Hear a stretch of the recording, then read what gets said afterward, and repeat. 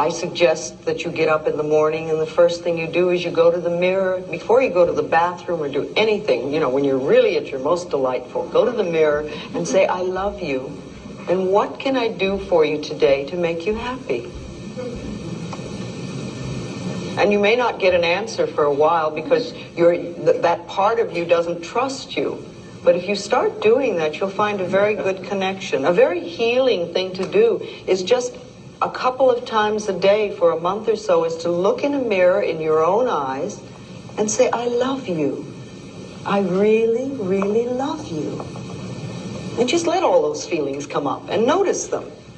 And if it's difficult for you to do that, notice that it's difficult for you to look in your own eyes and say, I love you. And ask yourself, now where did that nonsense come from? Remember, little tiny babies, when they're born, they absolutely adore themselves. And they're totally open, and they're full of love. They express themselves freely. They ask for what they want.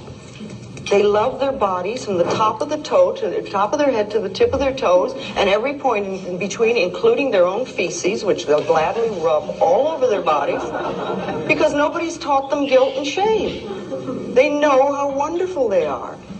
And then somewhere along the line, we get this idea that we're not good enough. And we start putting our tape measures around our waistline to tell us if we're acceptable.